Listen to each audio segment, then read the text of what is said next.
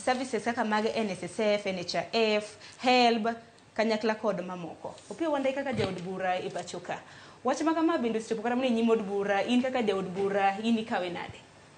Ing'eyo ne kiwinjo kaka Moses Kuria wuoyo to o confirm ni mana the kind of confusion mane sirkand gini.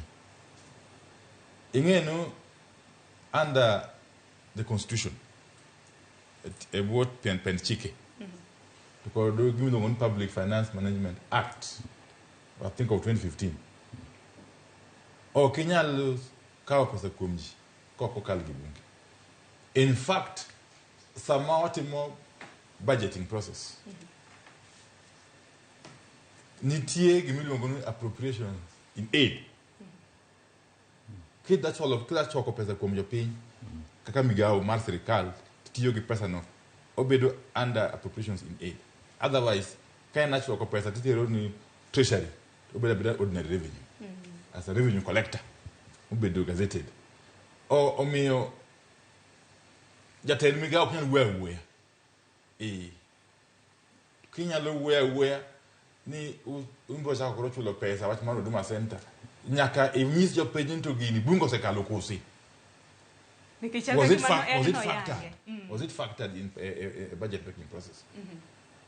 To any government policy because bunge bende kala moketna gima budget can part of government policy. Okay? Nyaka bedi policy document must be approved called cabinet in the cabinet memo.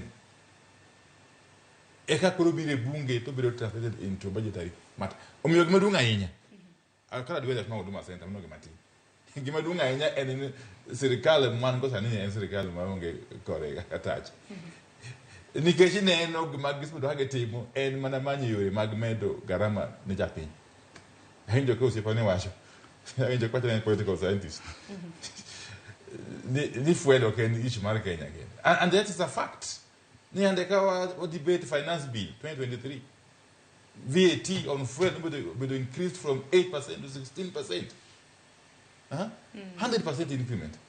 And when we fuel and beyond that, get don't take me to government to government. My country to record what Abumoko to buy kuchu.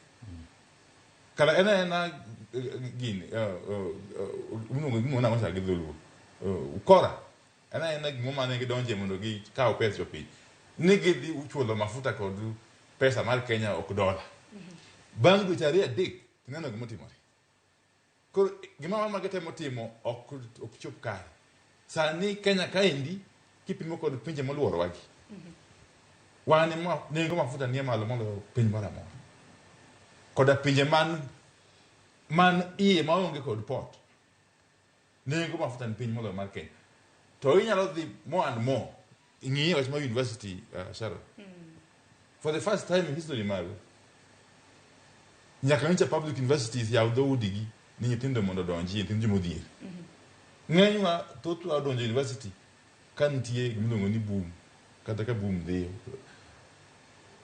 sani university fees manokel for the first time I think in 1992 ochopo kiwango ma nyathi ng'ato ma jadhier ok nyal afford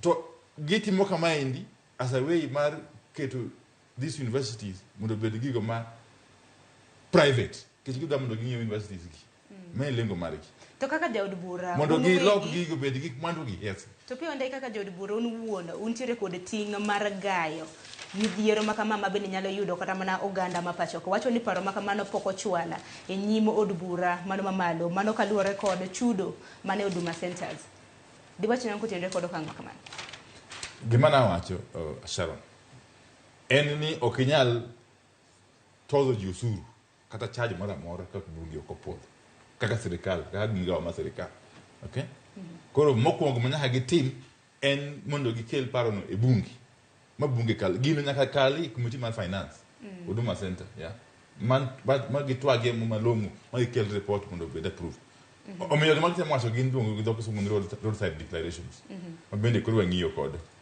so all in all en ni weche mag tayo uchumi okay o tamo yawagi to kana na siasa nikech an ing'e tinde bende gik machopo ni ok anyal wewe to en adiera makende nikech sani kidhi kata oko kaendi japiny manogo kura kata na Kenya Kwanza kata na Azimio ywak machalore nikech gima odhi malo ma tamre gi nono en gima ok wanyal wuoyo